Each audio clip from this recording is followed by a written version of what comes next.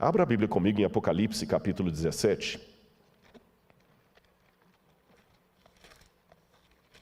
Apocalipse, capítulo 17.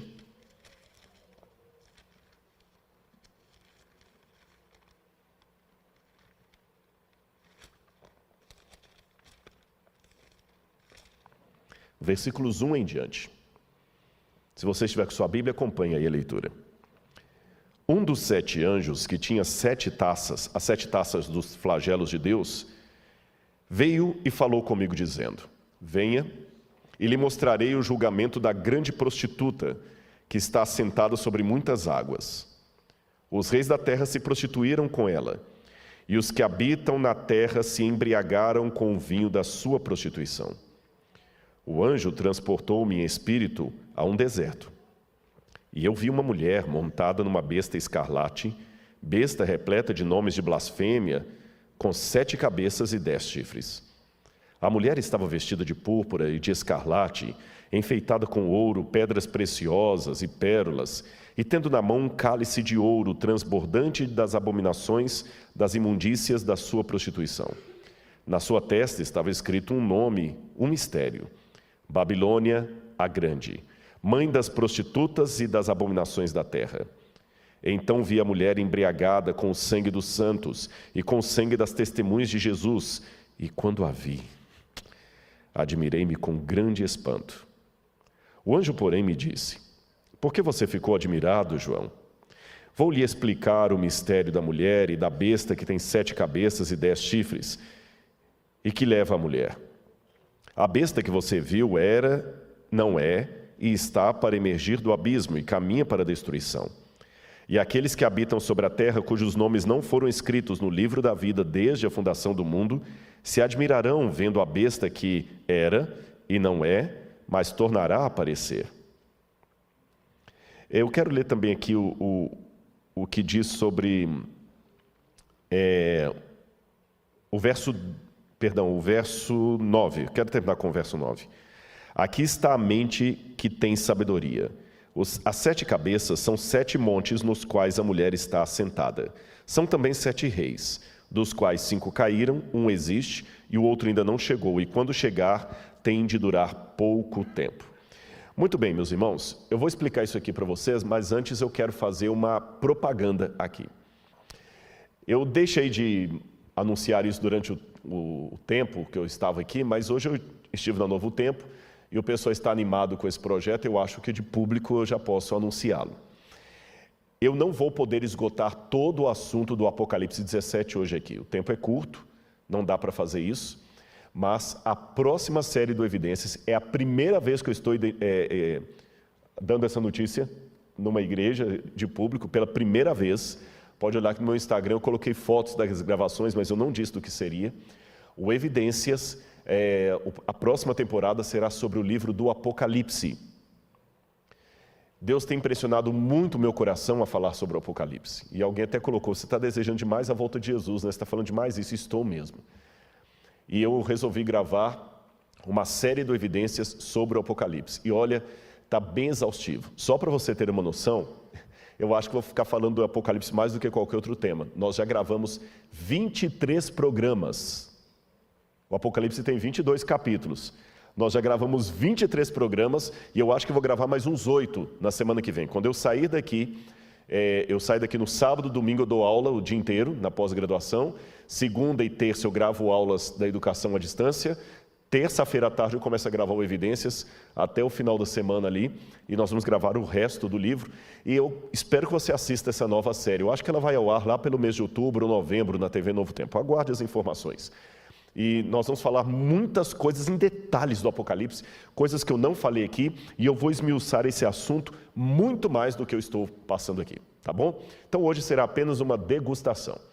Porém, espero que uma degustação o suficiente para que você entenda a mensagem de Deus através de Apocalipse 17, a falar sobre a grande apostasia. Em primeiro lugar, essa palavra apostasia talvez não seja de domínio público. O que significa apostasia? Paulo falou no livro, na carta aos Tessalonicenses, que a volta de Jesus não se daria sem que primeiro viesse a grande apostasia, megalapostasia em grego, a grande apostasia. A palavra apostasia já é uma palavra grega que significa separação, afastamento. Eu não sei quantos se lembram que na primeira pregação que eu fiz sobre o Apocalipse aqui, ao explicar o nome Apocalipse, eu falei que Apocalipse vem de apó, uma preposição grega que significa para longe de. Então, apostasia, apostasium, significa aquele que se afasta, que rompe um pacto, que rompe uma aliança, que rompe um acordo de cavalheiros. É isso que significa apostasia. E Paulo falou que haveria de acontecer uma grande apostasia no meio do povo de Deus. Se é grande, é de proporções realmente gigantescas. E tem que ser no meio do povo de Deus.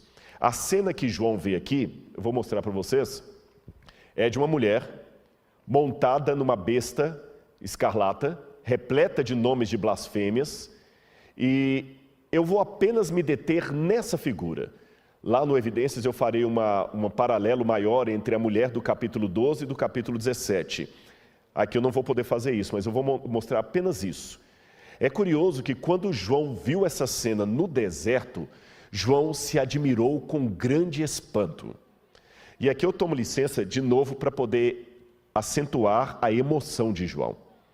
Lembra que nós perguntamos ao estudar o livro selado, por que João chorou copiosamente quando viu o livro na mão de Deus? Agora a pergunta aqui, por que João se espantou com essa cena? Veja, João já havia visto o diabo, o dragão, sendo expulso do céu. Ele viu a batalha de Miguel contra o dragão. Ele viu as 7 pragas caindo. Ele viu a besta surgindo da terra e outra surgindo do mar. Primeiro do mar, depois da terra. E ele não se espantou, não se admirou com grande espanto, mas quando ele foi ao deserto e viu a mulher montada no animal, aquilo causou em João admiração. Por que admiração? E é interessante que a palavra grega para admiração é aquela situação assim, eu não esperava nunca ver isso. Algo que está completamente ao oposto do que eu imaginava. Talvez a admiração de João tenha alguma coisa a ver com a cultura na qual ele foi criado, as histórias de Israel que ele aprendeu. Então, para estudar esse pedacinho da mulher montada na besta e entender por que João se admirou, eu vou precisar usar hoje bastante o recurso da arqueologia e voltar um pouco, alguns séculos antes de João. Vamos colocar aqui no cenário uma foto. Eu vou mostrar várias imagens para vocês. Pode até deixar sempre o pessoal de casa vendo as imagens. Aí vocês estão vendo um sítio arqueológico chamado Tel Motsar, que fica a 8 quilômetros do templo de Jerusalém, do local onde ficava o templo de Jerusalém, o Domo da Rocha hoje. Ali vocês veem a arqueóloga e o que eles descobriram em Tel Motsar? Um santuário, um templo pagão. A professora Anna Heinrich, que era na época a organizadora das escavações ali, está mostrando o altar de sacrifício. Lembra quando eu mostrei no santuário de Deus e o Apocalipse a importância do santuário? Vocês veem um santuário agora pagão a 8 quilômetros do santuário de Jerusalém em Tel Motsar. Esse achado arqueológico aconteceu porque Israel estava fazendo essa estrada que vocês estão vendo e a estrada estava passando em cima do sítio arqueológico, a planta da estrada. E em Israel, quando você encontra algo arqueológico milenar, eles chamam os arqueólogos. No Brasil também, às vezes a gente é convidado para fazer arqueologia de contrato. Quando descobre alguma coisa indígena no lugar, tem que ter a assinatura de um arqueólogo para poder validar se aquele lugar pode ser construído ou não. Em Israel, eles convidam os arqueólogos para fazerem arqueologia de resgate. O que é isso? Você fotografa e tira do lugar a maior quantidade de elementos que você pode, porque eles vão depois meter concreto ali em cima e construir alguma coisa. Só que o achado ali era tão importante de Tel Motsar, um templo pagão, que eles resolveram fazer o seguinte: eles construíram uma ponte, um viaduto por cima do sítio arqueológico, preservando o sítio arqueológico. As primeiras fotos que eu mostrei foi antes da construção do viaduto, e essas são as mais recentes. Esse ano a escavação de Tel Motsar foi interrompida por causa do Covid. E eu vou mostrar um vídeo para vocês, pode colocar aqui, do sítio arqueológico. É muito curioso o que eles descobriram ali. Esses buracos que vocês estão encontrando aí, vendo aí, eram buracos onde eles enterravam toda a cerâmica utilizada no sítio arqueológico. Assim como nós temos o costume de enterrar o pãozinho de Santa Ceia por reverência, tudo que é usado num culto, eles também enterravam, para não ser usado de maneira ruim. Aqui você tem uma das entradas do sítio arqueológico. Aqui funcionava o templo, ainda está em processo de escavação, e esse templo tinha um lugar santo e santíssimo, como o templo de Jerusalém. Ele tinha um altar de sacrifício, ali você tinha um altar de incenso, lá dentro também, que você está vendo. Aquela parte quadrada ali é um altar também. Vários animais eram sacrificados aqui aos deuses pagãos. Muitos cultos pagãos eram realizados aqui por judeus, porque ficava na Judéia, e esse templo funcionou durante aproximadamente 600 anos. Perdão, corrigindo, 300 anos. Ele funcionou mais ou menos do ano 900 ao ano 600. 300 anos esse templo pagão funcionou ali perto do templo de Jerusalém. Essa agora é a professora Shua Kislevitz, que é a nova diretora do sítio arqueológico. E ela está na mão segurando um cavalinho de barro. Percebam?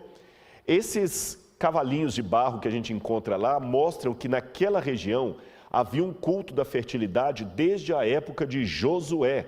Esses são elementos culticos ou ídolos que foram encontrados ali.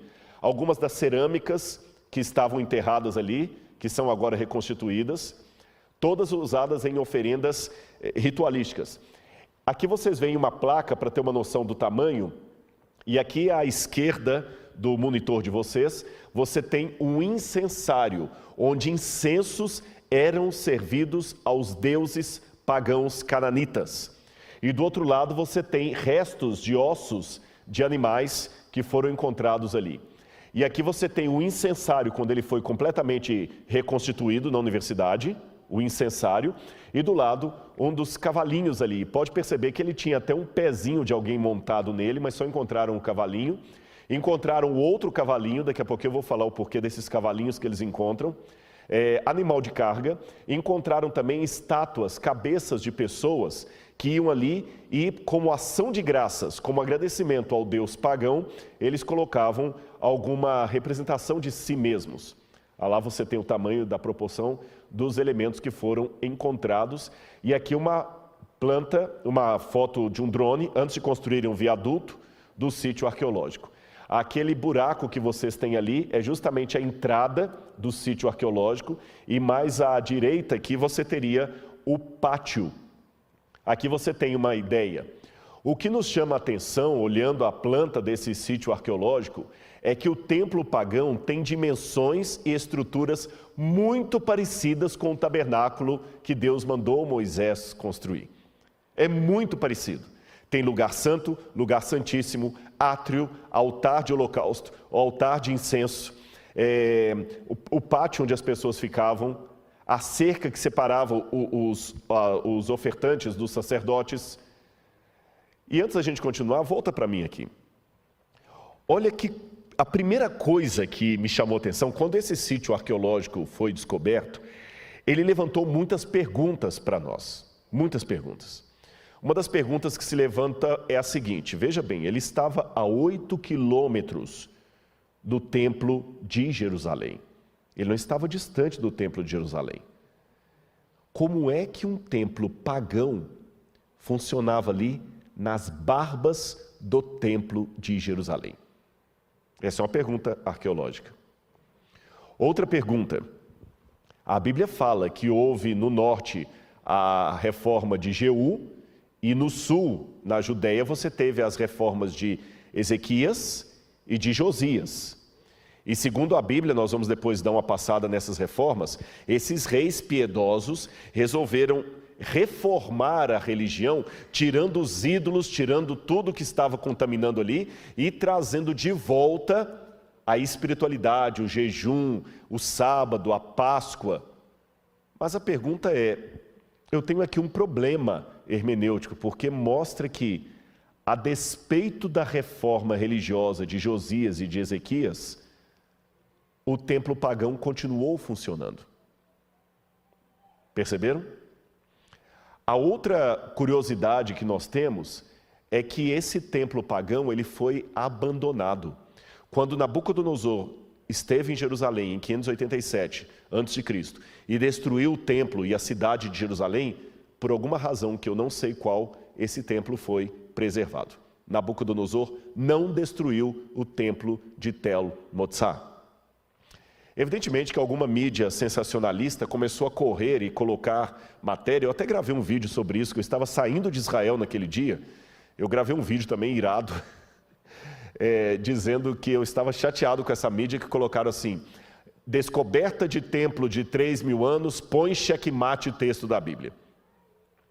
E o que a matéria sensacionalista dizia é o seguinte, que a arqueologia mostrou um templo pagão que estava funcionando quando a Bíblia dizia que o povo de Israel era monoteísta, quando a Bíblia dizia que houve a reforma de Josias. Então a arqueologia desmente a Bíblia. Será que a arqueologia desmente a Bíblia? Eu creio que não, porque a Bíblia mostra os profetas sempre levantando para mostrar a apostasia do povo. Ao contrário do que disseram alguns sensacionalistas, esse sítio arqueológico de Tel Motsar, para mim, ampliou a leitura do texto bíblico. E fique tranquilo, parece que eu estou tangenciando, eu comecei com João, fui parar agora no Tel Motsar, mas olha como é que é interessante, como é que temos que estudar a Bíblia, um pouco aqui, um pouco ali. E a arqueologia também me ajuda a isso. Esse achado arqueológico, que foi abandonado 600 anos antes de João, vai me ajudar a entender por que João ficou perplexo ao ver a mulher montada na besta. Eu não esqueci disso. Eu não estou tangenciando. Eu comecei com o Apocalipse, mas eu pedi licença para ir lá atrás. Porque às vezes você, para entender a situação, você tem que voltar ao passado. Há alguns filmes que exploram isso. Você pode olhar que às vezes tem um filme lá, na primeira cena, você vê um camarada todo ensanguentado, correndo com uma faca, desesperado, e algumas pessoas correndo atrás dele. Daqui a pouquinho o filme congela e fala assim, 6 meses antes, aí volta, porque agora você vai assistir o filme para entender aquela cena, que talvez só vai voltar no final do filme. É mais ou menos isso que eu quero fazer. Professor, eu falei, a gente mesmo estando pregando, o vício de ensinar não sai, sabe, pastor Justo? Então, a gente tenta colocar da maneira mais didática para você poder aprender. Ficou claro? Agora, mesmo assim, eu me pergunto, se o povo de Israel era monoteísta, por que aquele templo de Tel Motsar estava funcionando lá? Veja, se eu dato esse templo por volta de 900 a.C., ele foi erguido pertinho da época da inauguração do Templo de Salomão. E se ele foi abandonado, porém não destruído, na época de Nabucodonosor, isto significa que esse templo continuou em funcionamento praticamente durante o mesmo período de tempo do Templo de Salomão. E a 8 quilômetros dali, num território de Judá. Isso seria tão absurdo como se eu pegasse, vamos supor, a Basílica de Aparecida do Norte, que é católica, e ali dentro do território ainda da Basílica, eu colocasse, quem sabe, um centro espírita completamente contrário ao que acontece na missa. Percebam? Não faz sentido isso. Então, por que esse templo pagão estava ali? E por que ele não foi destruído? Por que ele foi só abandonado? Será que o povo de Israel era realmente monoteísta? Eu quero mostrar algumas passagens da Bíblia para você. Vamos ver o quadro agora, alguns textos da Bíblia. A primeira passagem, a primeira coisa que eu queria corrigir para você é esta questão. Será que Judá era monoteísta, politeísta ou monolatra? Eu vou explicar para você isso aqui. Volta para mim um pouquinho. Monoteísmo, pode voltar para mim aqui. Monoteísmo é quando você adora um único Deus, correto? E crê no único Deus. Politeísta é quando você adora e cultua vários deuses, está certo? Mas existe a monolatria. O que é a monolatria? A monolatria é quando você adora um ídolo apenas, tem ele como sua devoção, mas reconhece a existência de outros. Tá certo? Você adora um ídolo, mas reconhece a existência de outro. Uma maneira mais elegante de chamar isso é enoteísmo. O enoteísmo é quando você trata o seu único Deus como se ele fosse um dentre outros. Por exemplo, o futebol.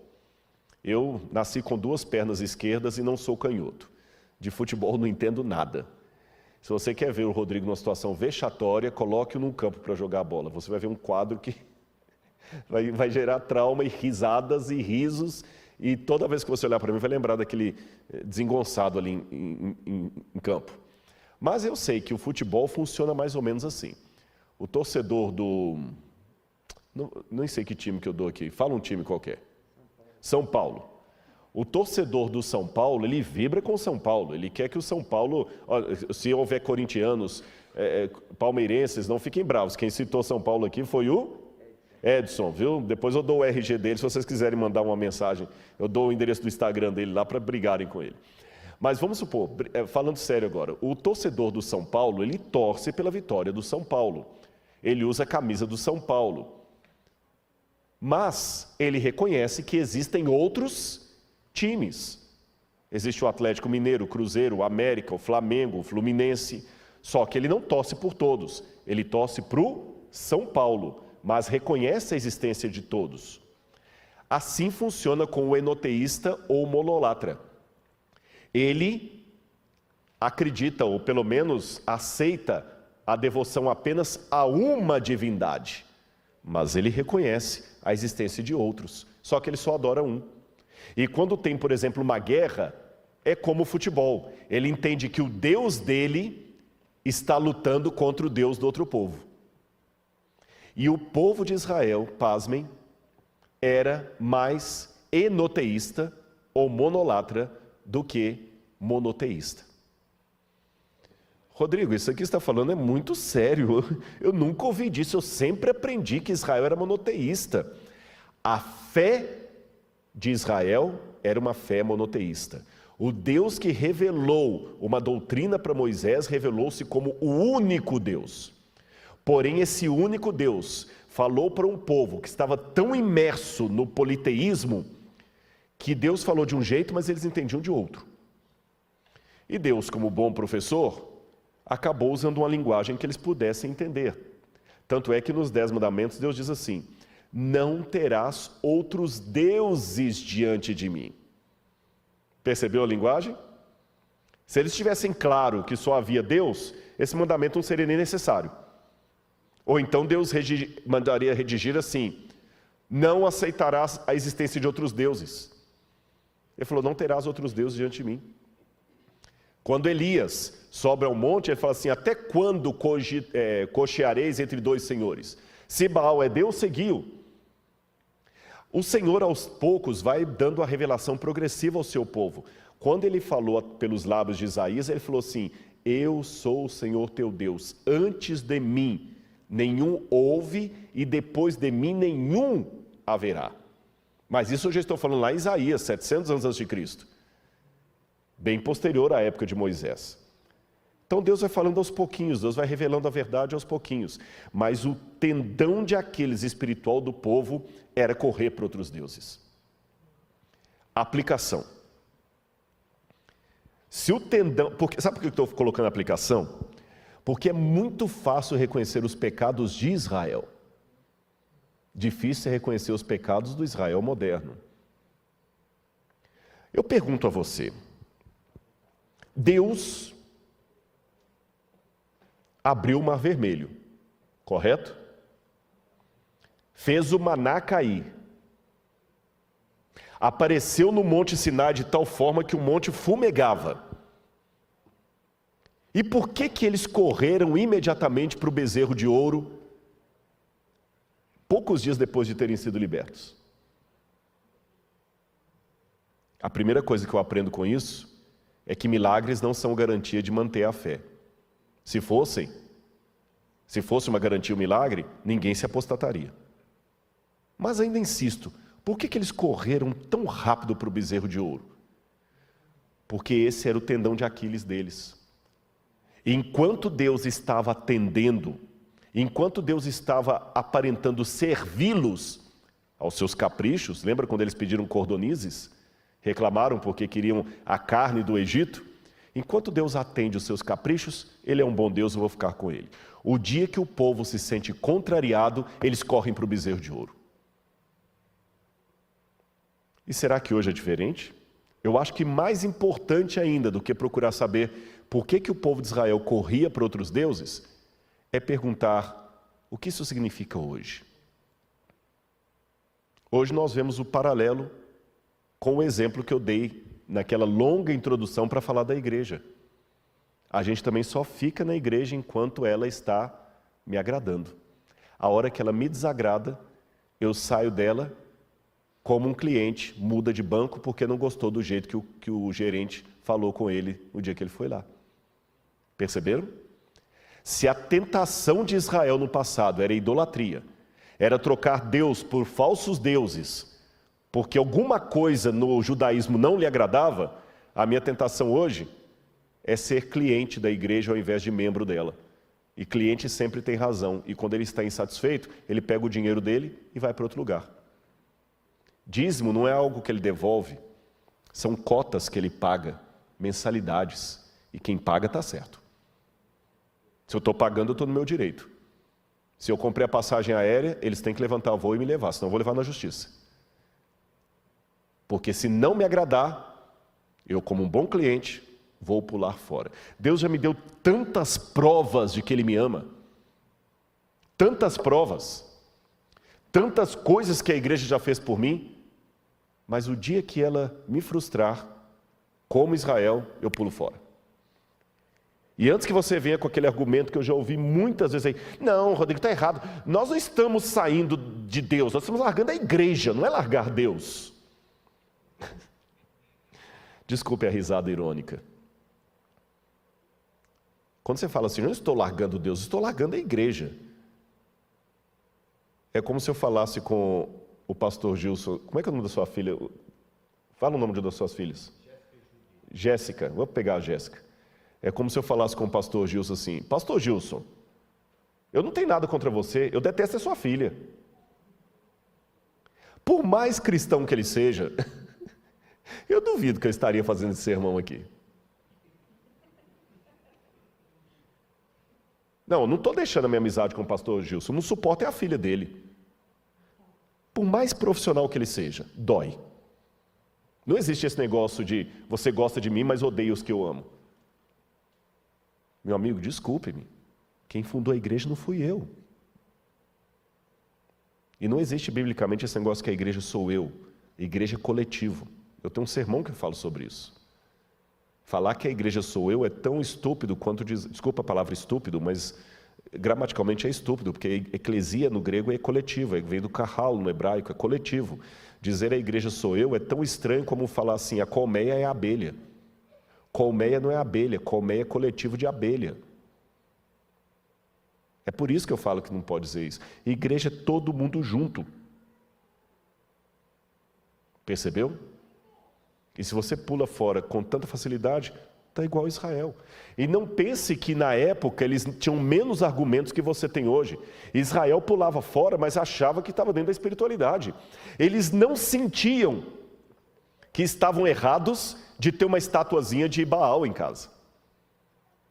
Eles não sentiam, para eles estava tudo numa boa. E uma coisa que eu aprendi com um amigo meu que é pastor, e falou assim, olha, sempre faça aplicação, porque senão as pessoas não entendem, e eu vou levar isso a sério.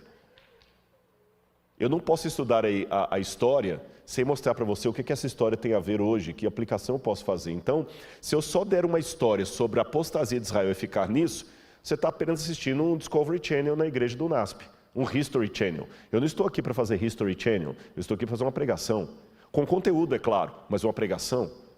Antes eles saíam e iam procurar Baal. Hoje você sai e procura cristianismo alternativo, porque é melhor para você. É mais conveniente. E se você fala assim, não, para mim é mais conveniente assim, você está igual a Israel. Israel também era mais conveniente. É que hoje para você é mais conveniente não ir à igreja. Ficar numa igreja virtual. E para eles era mais conveniente adorar Baal, ponto. Se eu não posso dizer que você está errado, você não pode falar que eles estavam errados.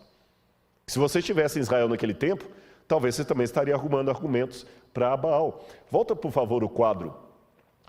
Vamos falar um pouquinho eu falei com vocês das reformas de Ezequias e Josias. E você pode ler depois na Bíblia com mais calma, em 2 Reis, capítulo 18 ao capítulo 20, depois o capítulo 23, 2 Crônicas 29 a 32, fala dessas reformas, Isaías 36 a 39 também. Mas eu quero ler duas passagens com vocês. Uma antes da reforma, que está no livro de Deuteronômio, capítulo 12, versículos 13 e 14. Deuteronômio, capítulo 12, versículos 13 e 14.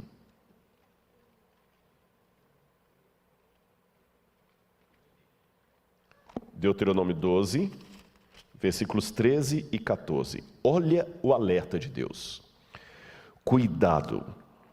Deus falou isso antes do pessoal estar de posse da terra. Eles ainda estavam peregrinos no deserto. Deus falou assim, cuidado.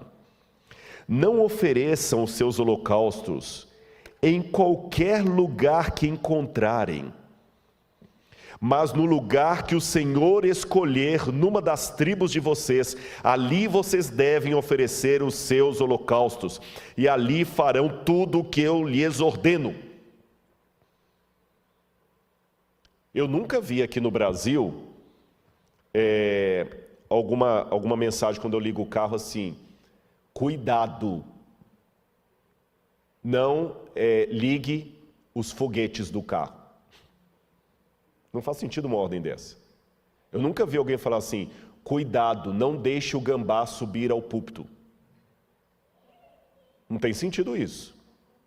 Não tem sentido isso. Agora, quando eu estou na estrada e falo assim, cuidado, animais na pista, mesmo que eu não estiver vendo nenhum bicho, é porque aquilo pode acontecer. Concordam comigo? Ou seja, as regras que começam com cuidado é porque aquilo pode acontecer. Você fala assim, cuidado com tiroteio, é porque ali acontece tiroteio. Então, se Deus falou assim, cuidado, e olha o que diz aqui a Bíblia, não ofereçam seus holocaustos em qualquer lugar que encontrarem, mas no lugar que o Senhor escolher. Então, quando você está insistindo em oferecer o seu holocausto onde lhe convém, você está errado. Por mais que seja agradável, não, mas agora é uma nova situação, uma nova proposta, é descolado, temos que ser relevantes, cuidado. O Israel achava que era muito conveniente fazer aquilo. Amanhã eu vou falar um pouquinho com você sobre o tempo de angústia, e eu já vou dar um spoiler de uma das coisas que eu vou falar. Uma das grandes tentações que nós estamos vivendo hoje, especialmente na liturgia, é trocar a ética pela estética. Eu vou dar um spoiler de amanhã. Eu acho que você não vai deixar de assistir por causa disso, não. Se você olhar na Bíblia, Caim e Abel, seja muito honesto comigo, eu não vou poder ouvir sua voz que você está respondendo de maneira virtual. Mas se você olhar Caim e Abel, qual que era o altar mais bonito? Qual que era o altar mais bonito, na sua opinião? Lembra a história de Caim e Abel? Qual que era o altar mais bonito? Com todo respeito, minha irmã, meu irmão, se você falou que é o de Caim, o de Abel, que é o mais bonito, eu vou falar que você é mentiroso. Vou falar que você é mentiroso. Eu amo animais. Entre um altar cheio de frutos, de cereais, e um altar com um cordeiro degolado, com sangue para todo lado, não vem me dizer que o de Abel era mais bonito, que não era, não. O altar mais bonito era o de Caim. Mas o que Deus queria era o de Abel. E hoje eu vejo muita gente caindo na mesma cilada, trocando a ética pela estética. Eles não querem mais saber o que Deus diz, não é assim diz o Senhor. É o que agrada a galera, o que dá mais views. Ao invés de consultar a Bíblia, contrata-se marqueteiros. Só um spoiler. Vamos continuar aqui. Outra passagem que eu gostaria de ler com vocês, 2 Crônicas, capítulo 29, versículos 5 e 16. 2 Crônicas, capítulo 29, versículos 5 e 16. Olha o que diz aqui a Bíblia. Verso 5. E lhes disse, escutem, está falando do reinado de Ezequias, escutem, levitas, santifiquem agora a si mesmos e santifiquem a casa de Deus, Deus de seus pais. Tirem do santuário tudo o que é impuro. E vamos para o verso 16. Os sacerdotes entraram na casa do Senhor para purificar e tiraram para fora, ao pátio da casa do Senhor, todas as coisas impuras que encontraram no templo do Senhor. E os levitas pegaram essas coisas e as levaram para fora, ao vale do Cedron. Então, se a Bíblia fala que fizeram isso, é porque tinha coisa impura na casa de Deus na época de Ezequias. Isso talvez me ajude a entender por que tinha aquele santuário a 8 quilômetros dali. Agora eu quero ler mais uma passagem para você que vai aparecer na tela aí. Olha o que diz 1 Reis 22, 42 a 44. E era Josafá, que foi rei de Judá, da idade de 35 anos, quando começou a reinar. 25 anos reinou em Jerusalém. E era o nome de sua mãe Azuba, filha de Sili. E andou em todos os caminhos de seu pai Asa, não se desviou deles, fazendo o que era reto aos olhos do Senhor. Todavia, os altos não se tiraram, ainda o povo sacrificava e queimava incenso nos altos. O que nós encontramos em Tel Motzá? Um desses lugares altos. E incenso. Está desmentindo ou confirmando a Bíblia? Confirmando. E vamos lá. Eu quero mostrar para vocês uma das reformas religiosas, como é que era difícil isso. Eu vou mostrar da reforma de Jeú. Olha essa imagem que está aparecendo agora na sua tela. Esse é o sítio arqueológico de Tel Lahish. A igreja adventista escava aí. Inclusive o Michael Hazel, que foi o autor da lição da Escola Sabatina de 1 ou 2 trimestres atrás, foi um dos chefes aí. Eu escavei um dia nesse sítio arqueológico. E um ex-professor meu, que já veio ao NASP, é o diretor lá também, o professor Garfinkel. Vocês estão vendo ali a entrada da cidade de Lahish. E eu vou mostrar para vocês um dos exemplos das reformas religiosas. Na entrada você tem esse banco onde sentavam-se juízes para julgar o povo. Lembra no caso de Ruth, que Ruth foi até a porta para resolver o caso ali, e eles tiraram as sandálias. Era na porta que havia isso. Mas num dos cômodos que estavam para cá, descobriram um altar. E o que chamou a atenção dos arqueólogos é que esse altar estava enterrado de ponta cabeça. Eles escavaram e encontraram o altar quebrado de ponta cabeça. Estão vendo o mostrando ali? As pontas do altar estavam quebradas. Você sabe a diferença quando uma coisa foi quebrada por ação do tempo ou quando alguém destruiu. Você vê um celular com a lente quebrada, trincada, falou assim, caiu no chão. Espatifada, a namorada descobriu a senha do WhatsApp e deu BO. Você sabe a diferença. Do lado de cá, algo que estava em cima do altar. Então vocês vão me ajudar aqui. O altar estava de ponta cabeça, quebrado, e em cima dele estava aquele objeto com um buraco no meio. O que será aquele objeto estranho? Um mictório. Um mictório. Agora eu vou convidar você a ler comigo o livro de 2 Reis, capítulo 10, verso 27. Você viu o achado arqueológico, não é? Você viu um altar na porta da cidade e em cima desse altar um mictório. Quando eu vou para o livro de 2 Reis, capítulo 10, versículo 27,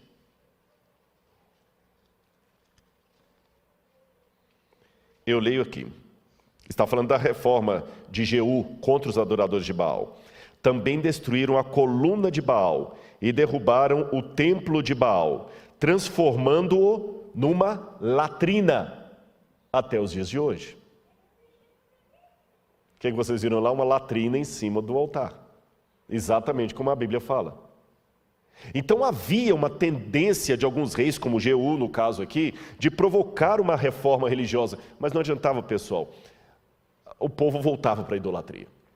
Era mais ou menos como o Brasil ou qualquer outro lugar do mundo, quando tem uma crise, por exemplo, a pandemia agora, todo mundo está lavando a mão, usando álcool em gel e tudo, mas eu tenho certeza, assim que essa pandemia acabar, inshallah acabe, como dizem em árabe, inshallah, que se Deus quiser que acabe, que descobrirem a vacina, todo mundo vai parar de usar álcool em gel, essa preocupação toda já não haverá mais.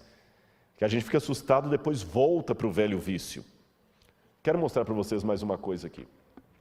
O livro de 2 Reis, capítulo 18, verso 4, diz que ele tirou os altos e quebrou as estátuas, deitou abaixo os bosques. Isso foi a reforma de Ezequias. Quando fala que ele tirou os altos, ali está a palavra Rabamot. Quando fala que ele quebrou as estátuas,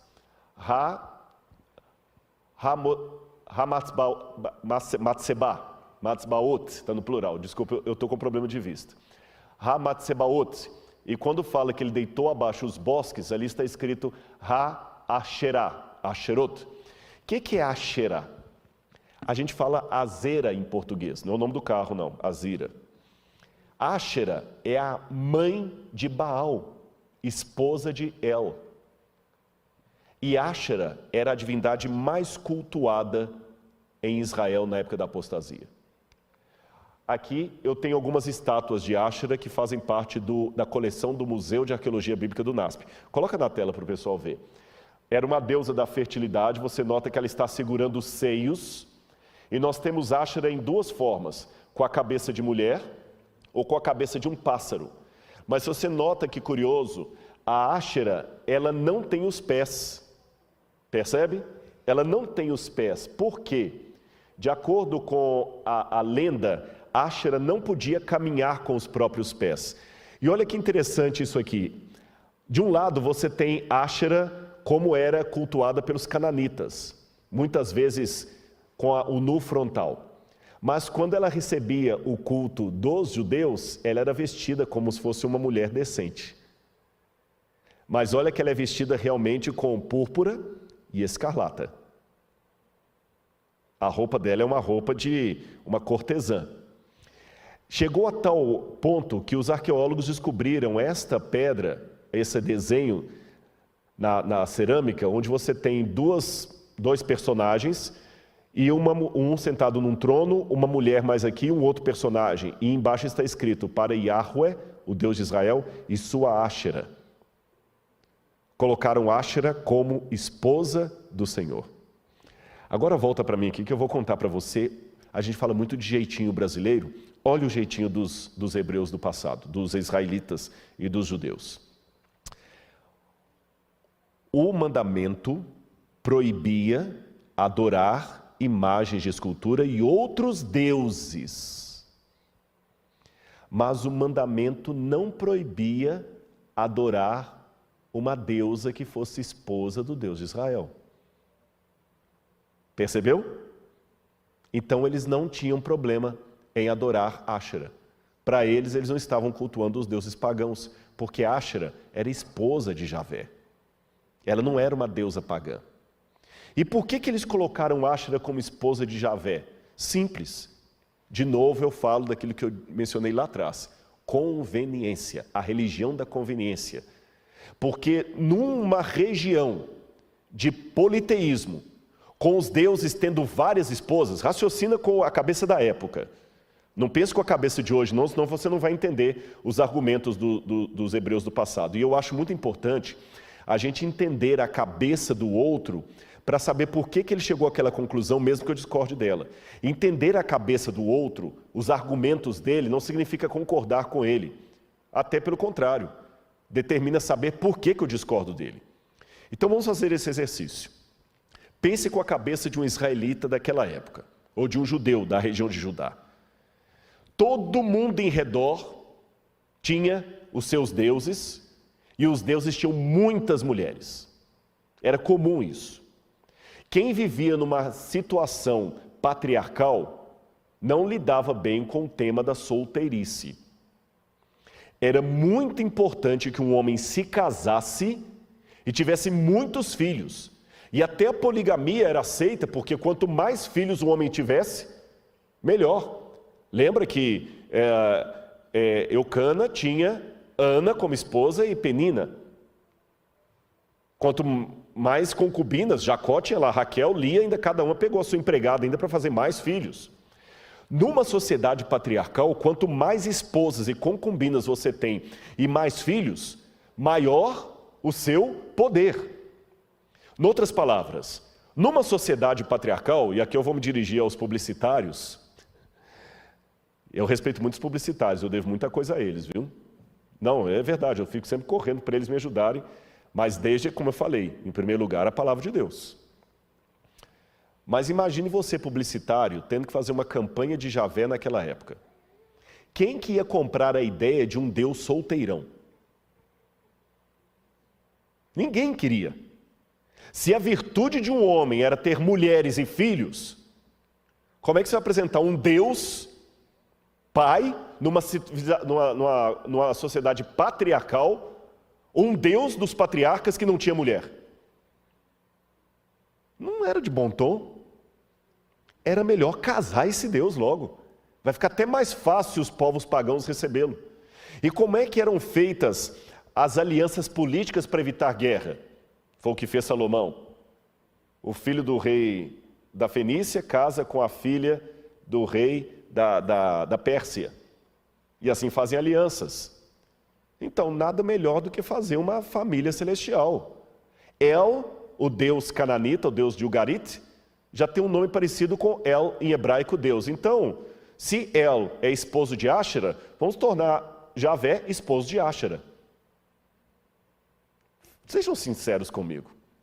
Esquecendo que eles estavam errados. Não faz sentido? Pensem com a cabeça de um publicitário. Você não torna Deus mais palatável? E com outro detalhe.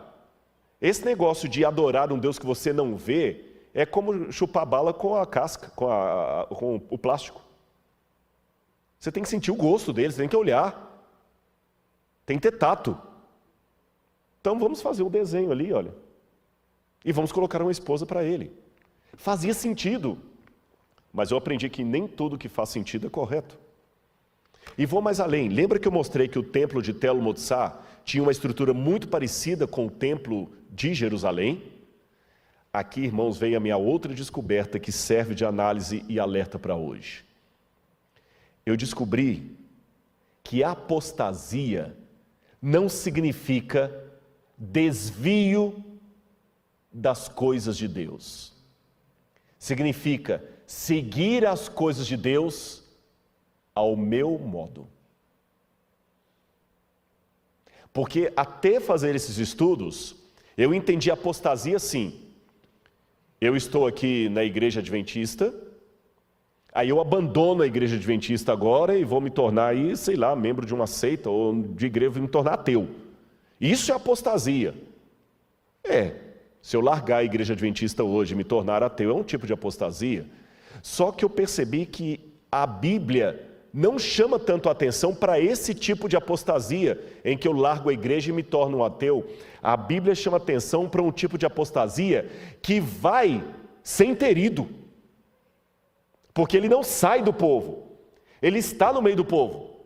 Mas ele quer colocar a religião do seu jeito. Ele até aparenta estar seguindo as orientações de Deus. O templo de Tel Motsar não tinha outra coisa senão sacrifício. O templo de Tel Motsar tinha incenso. O templo de Tel Motsar tinha pátio. Tinha ritual do santuário. Mas tinha do jeito que agradava o povo. É igual o templo de Laodiceia. Laodiceia tem dois significados: o julgamento do povo ou o povo que julga. Eu quero mostrar mais uma coisa para vocês. Lembra que eu falei que Áshera é mostrada sempre sem os pés? O que me chama a atenção é que Áshera é a única divindade feminina do mundo de Ugarit, que era uma região vizinha de Israel, que ela precisava de uma besta de carga para se locomover, porque ela não tinha pés para andar. Estão vendo essa estátua aí? É do Museu de Arqueologia do UNASP. Você pode visitar essa estátua lá, original. Vocês estão notando a Áshera montada na besta de carga?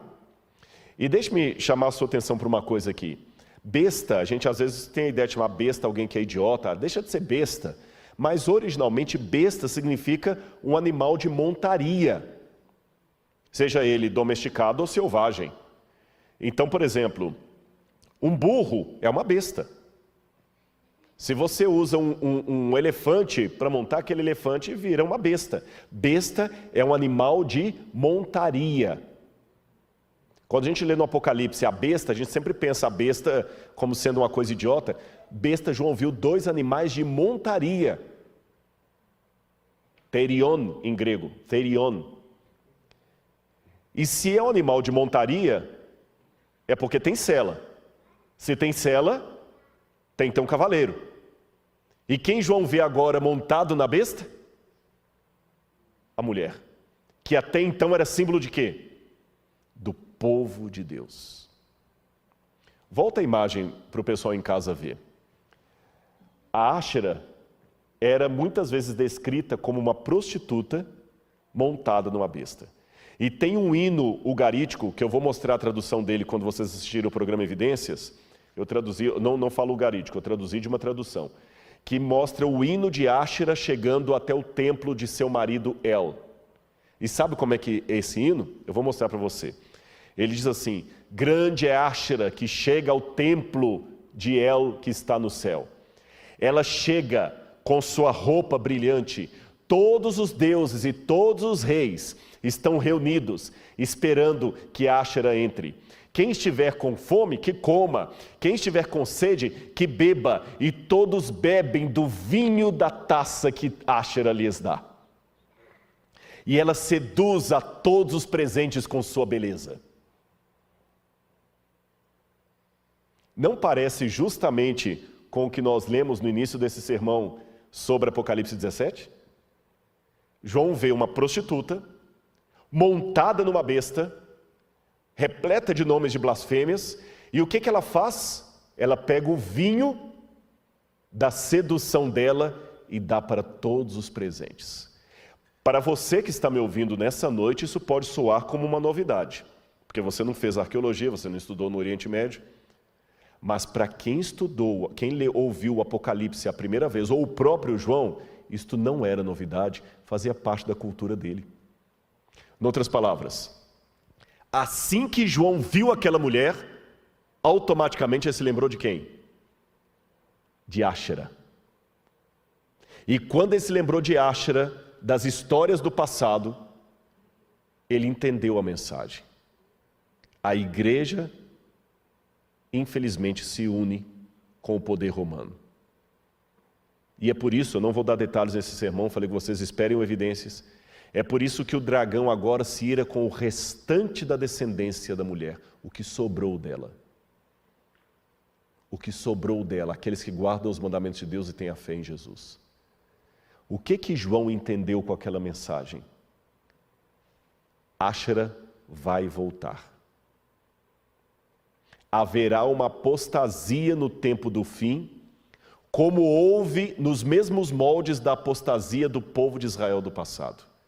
João, a história há de se repetir.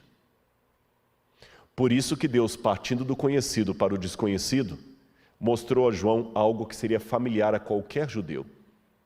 Ele viu uma cena que lembrava o culto de Áshera, e ele lembrou da apostasia do passado.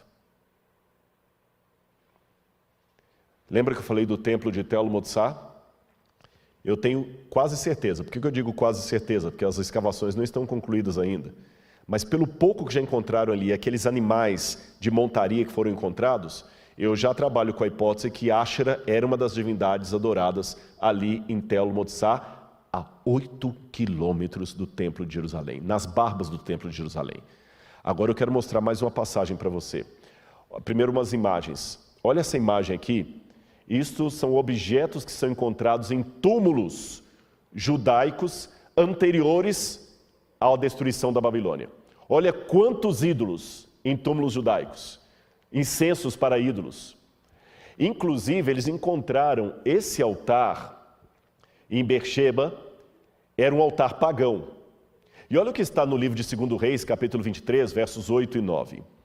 em todos os sacerdotes, e a todos os sacerdotes, trouxe das cidades de Judá e profanou os altos, que os sacerdotes queimavam incenso, desde Geba até Beersheba, e derrubou os altos que estavam às portas, junto à entrada da porta de Josué, o governador da cidade. Ou seja, eles colocavam os altares na porta das cidades. Lembra que ele foi destruído e transformado em latrina?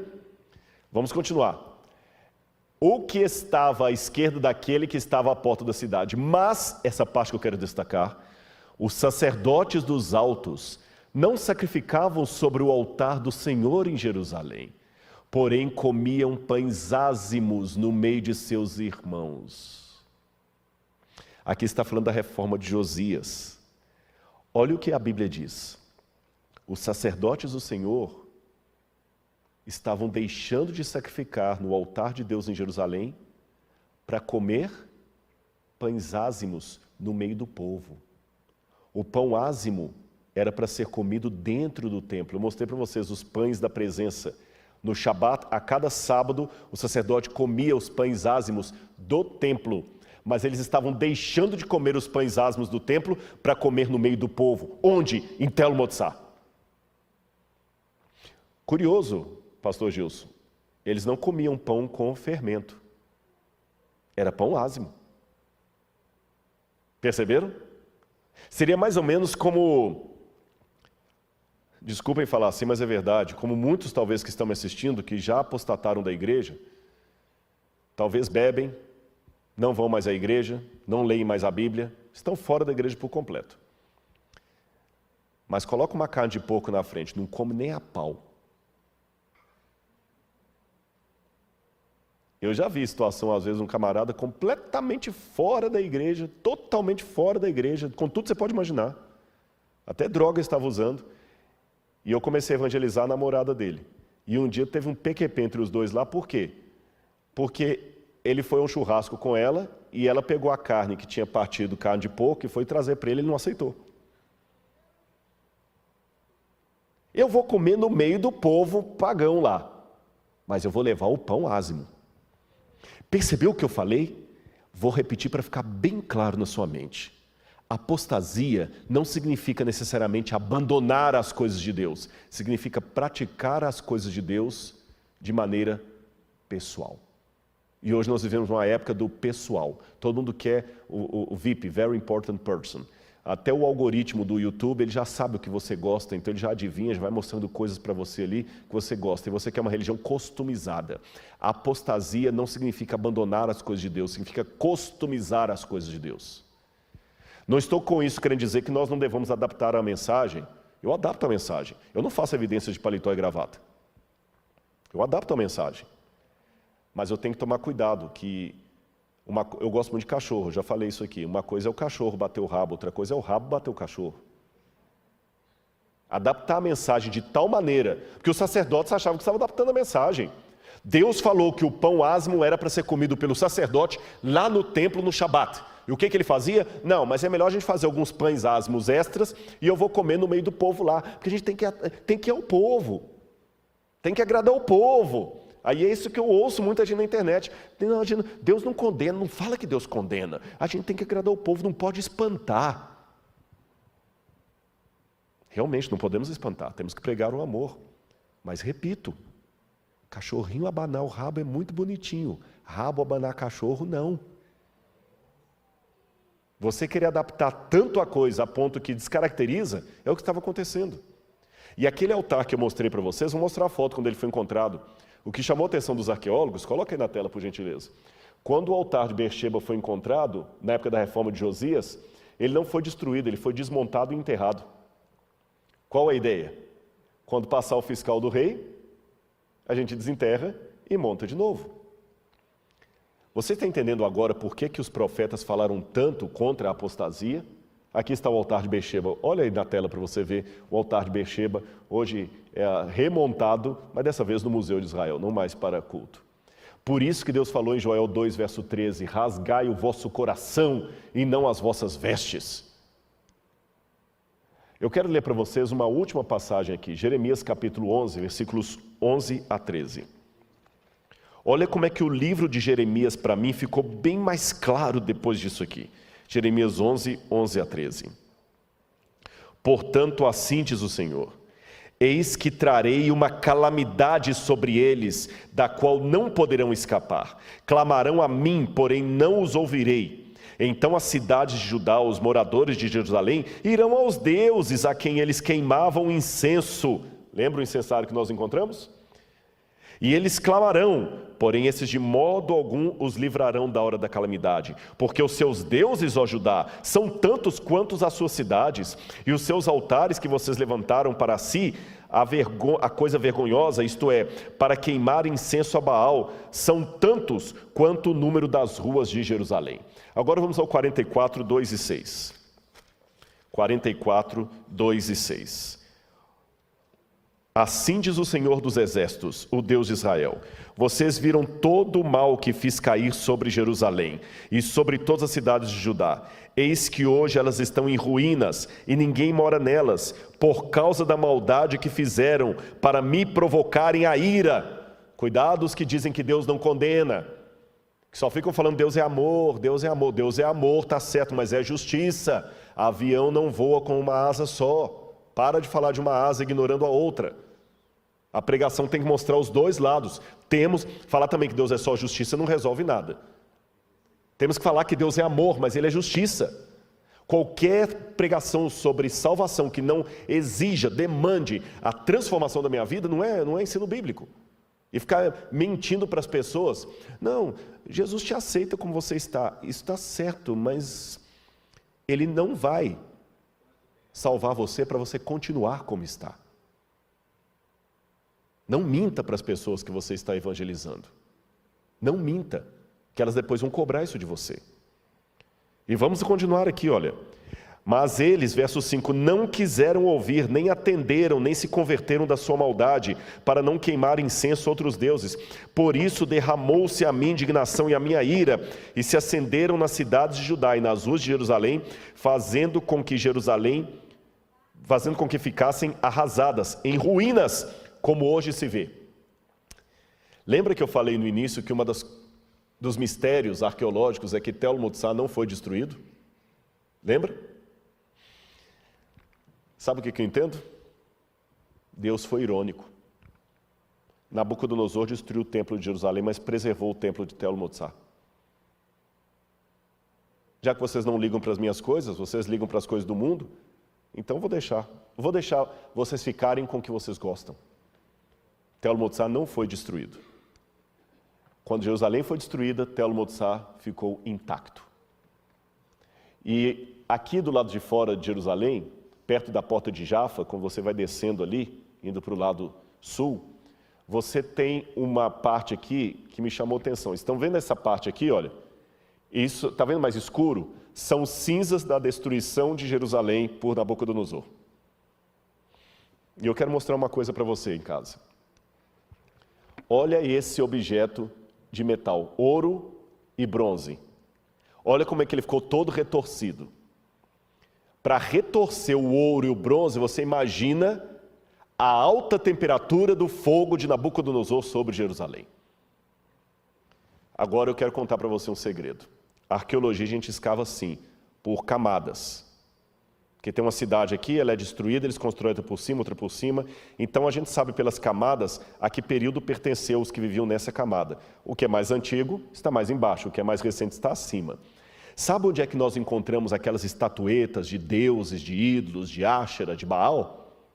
Nas camadas anteriores ao cativeiro da Babilônia. Depois do cativeiro da Babilônia, nós não achamos mais nenhuma cabecinha de Áshera. Em outras palavras, quem se queima com leite quente, assopra até iogurte. Deus teve que dar uma lição para aquele povo. Agora vamos aprender com a história do passado. Porque você sabe, já diz o ditado, aqueles que negligenciam o estudo da história tendem a repeti-la. Aqueles que negligenciam as lições do passado tendem a repetir os erros do passado. Então vamos aprender com essa lição. João ficou realmente admirado com um grande espanto, porque ele viu uma mulher montada na besta E é como se ele falasse, eu pensei que Asher era coisa do passado, vai voltar, Senhor, vai, João. Num outro formato. Vai começar com uma união com Roma. Depois vai virar a Babilônia. Senhor, mas quando Nabucodonosor veio, a Babilônia veio destruir o povo pelos seus pecados. Pois é, eu vou ter que deixar a Babilônia voltar, só que Babilônia agora vai vir na forma de Roma. E irmãos, ontem eu falei sobre a perseguição que vai se abater à igreja. Será que aqui também não estaria uma outra razão por que Deus vai permitir a perseguição? Será que não é por isso que Ele vai permitir que nós percamos os nossos templos, como Jerusalém perdeu o templo de Jerusalém? Será que por isso Deus vai permitir que nós percamos talvez o conforto? Porque pode escrever, esse colégio aqui vai deixar de ser nosso. Esse púlpito vai deixar de ser. E é nesse momento que nós vamos ver quem é quem. Mas eu termino esse sermão com uma nota de otimismo. Sabe por quê? João, no final do Apocalipse, Deus mostra para ele as bodas do Cordeiro e fala que a noiva a si mesma se ataviou e que haverá um remanescente que será salvo. E assim como eu começo esse sermão, eu posso terminá-lo. Sabe por que eu não desisti da igreja? Sabe qual que é o meu maior argumento para ficar na igreja? É você. Isto. Você está me assistindo. Eu vou falar para vocês um segredo homilético. Que eu já falei para alguns, e como algumas coisas, vocês notam, eu não uso papel para falar, pode até ser que eu já falei isso até durante a semana, e se falei, vou pedir licença para repetir, você não vai se cansar. Às vezes, para um teólogo, ouvir sermão é duro.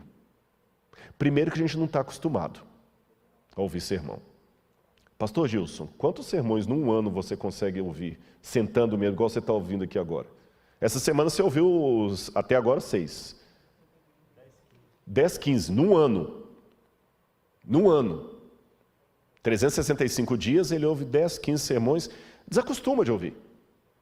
E tem um problema que não é a arrogância do pastor Gilson. O que eu estou pregando é novidade para vocês, mas ele fez teologia. Então, sabe como é que funciona muitas vezes? É como um médico ouvindo palestra sobre Covid. Pode ser interessantíssimo para mim, mas para ele é primário. A menos que seja um outro infectologista trazendo uma novidade que ninguém conhece na medicina, num congresso com linguagem técnica. Mas não é disso que eu estou falando. Imagine agora trazer aqui uma pediatra para poder falar sobre cuidados com o bebê recém-nascido. E uma pediatra está aqui. Você acha que aquela pediatra vai ouvir a palestra da colega com a mesma satisfação de outras mães que não são pediatras? Claro que não, não é arrogância, porque não é novidade. Mas sabe onde é que a gente é alimentado? É quando você desce do púlpito e vem alguém e fala assim, obrigado, aquela sua mensagem me tocou tanto. É nessas horas que a gente é alimentado. É quando alguém se emociona num sermão que você está pregando e aceita um apelo. Eu já falei para alguns, nessa hora a gente troca de papel. Você se torna ovelha e o membro se torna pastor. E sem ninguém cantando no final, sem microfone na mão, numa fala de 30 segundos, prega talvez o sermão que você precisava ouvir. Porque às vezes você recebeu um fogo amigo um fogo amigo, que fala assim, Gilson, você não deve pregar não. Sabe aquele dia que o diabo está querendo te usar e ele usa igual usou Pedro? E o dia que você está mal, alguém fala assim, Gilson, eu estava na associação, ouvi 2 pastores falando mal de você, rapaz. Falando isso, isso, isso. E ele, por mais bem resolvido que seja, é um ser humano. Ou quem sabe, ele pregou e um sermão dele na internet só recebeu lacração. E você não sabe, você só vê o pastor Gilson chegando aqui de gravata, bem arrumado. Você não sabe que por detrás do pastor Gilson existe o Gilson, ser humano, com os traumas, com as dificuldades dele, e com o diabo usando alguém para lacrar algo que ele fez com tanto amor. Alguém fala assim, pastor, esse sermão seu teve alguns comentários meio pesados aqui. Aí quando ele sobe muito triste e prega, o Espírito Santo vai e pega uma irmãzinha e fala assim, pastor Jesus, eu quero te agradecer. Aquele sermão que o senhor pregou fez minha filha voltar para a igreja. Naquele momento, o pastor Gilson vira o Gilson Ovelha. E aquela irmã virá pastora dele, usada por Deus para falar, você tem que continuar. Você entendeu? O fato de você estar ainda aqui, me ouvindo, não ter desligado esse celular, Deus está me falando através de você que eu não posso te ver. Continua, meu filho. Eu sei que tem alguém atrás dessa câmera que precisa da mensagem. Eu sei que Deus tem sinceros aqui. Por isso eu não posso desistir desse povo. E eu fico feliz porque tem pessoas com problemas, porque tem espaço para mim. E sei que Deus usará um remanescente. Uma queixada de jumento na mão de Sansão era o que Deus precisava para matar o exército dos filisteus. Uma pessoa com a chuva serôdia é o suficiente. Então, essa música final que nós vamos ter agora fala justamente dessa esperança. Em outras palavras, nós estamos no período de Laodiceia, mas não precisamos estar no estado de Laodiceia. Se você ficou ofendido com alguma coisa mais dura que eu falei aqui, pode ter certeza. Eu falei, mas falei com amor. E falei de coisas que eu estou tentando viver. Realidades que estão me preocupando. E ainda que você discorde de tudo que eu falei, pelo menos tente aceitar a sinceridade do que eu vou dizer agora. Eu amo Jesus. Eu quero ir para o céu com Ele quando Ele voltar. E sei que mesmo o céu com Jesus ficará chato se eu não tiver os meus irmãos ali comigo. E não estou cometendo heresia em dizer isso, porque Adão estava na terra, convivendo com anjos, sem pecado, e por não ter uma companheira, ele se sentiu só. Então eu também não quero ir para o céu sozinho. Eu quero ir para o céu em igreja, com você. Podemos ir para o céu. Vamos parar de ser um bando de porcos espinhos numa noite de inverno. Vamos mostrar ao mundo que lá fora pode ter briga, lá fora pode ter panelinha, lá fora pode ter, mas aqui tem unidade na diversidade. Pessoas que querem ir para o céu. A apostasia, eu tomei uma decisão. Na minha vida será apenas um prognóstico profético, mas não um estado que eu queira estar nele. Que Deus me ajude, por sua graça, a estar entre o remanescente fiel e a você também.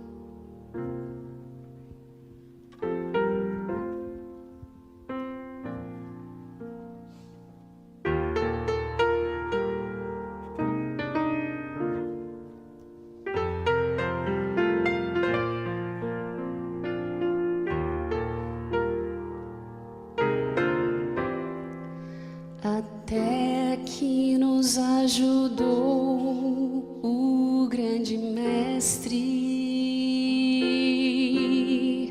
fez crescer a seara e os ceifeiros,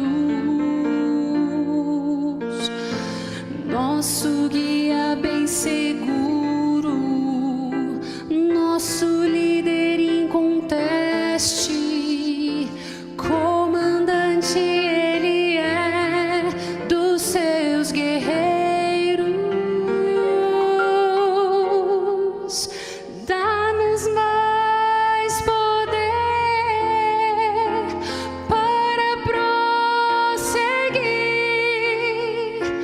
avançando sempre, sem desanimar.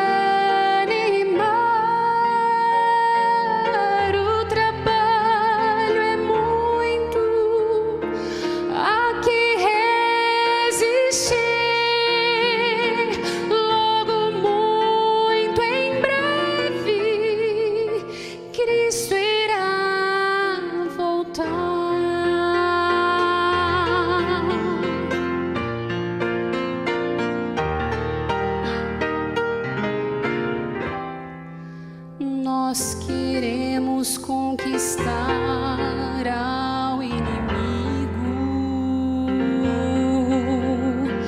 muitas outras posições daqui pra frente.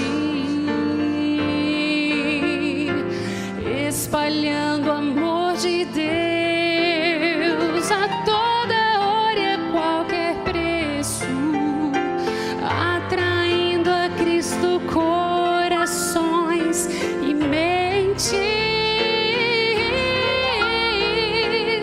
Dá-nos mais poder para prosseguir, avançando sempre, sem desanimar. O trabalho é muito, há que resistir. Logo, muito em breve, Cristo irá voltar. Dá-nos mais poder para prosseguir, avançando sempre, sem desanimar. O trabalho é muito, há que resistir. Logo, muito em breve, Cristo irá voltar.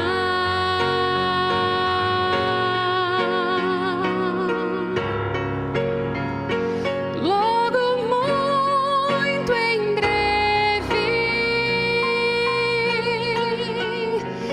Cristo irá voltar.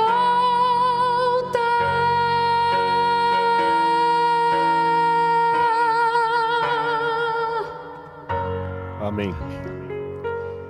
Eu quero fazer uma oração por mim e por você nessa noite.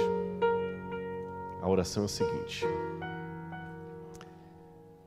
Senhor, nem que eu seja o último a entrar no céu, mas eu vou entrar aí, por Tua graça. Machucado, esfolado, incompreendido, injustiçado, com raiva, não interessa, eu quero entrar, Senhor. Rutzpah, lembra? Não solte-o enquanto Ele não lhe abençoar. Breve, muito em breve, Jesus vai voltar.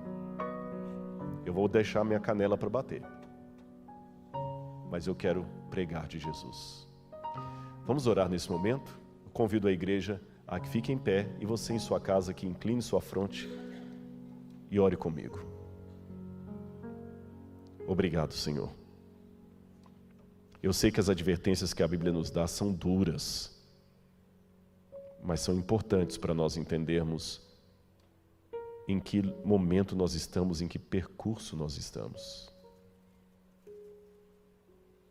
Perdoa os nossos pecados, Senhor. Pai, o Senhor sabe que eu falei para eles o que o Senhor colocou no meu coração. E eu fiz com muita sinceridade de coração. Se desagradou a alguns, Senhor, paciência. Se confortou a outros, louvado seja o Teu nome. Se falei algo a mais do que o Senhor planejara que eu falasse, perdoa-me, Senhor. Se ficou faltando algo a ser dito, complementa com a voz do Teu Espírito. Mas leva o Teu povo para o céu, Senhor. E por Tua bondade, Tua graça e misericórdia, usa nós, instrumentos tão imperfeitos, para pregarmos o Evangelho. Pois é em nome de Jesus que nós oramos. Amém. Conto com você amanhã à noite, e que você possa realmente ficar nos braços de Jesus. Que a graça do nosso Deus esteja com você. Um abraço e até amanhã.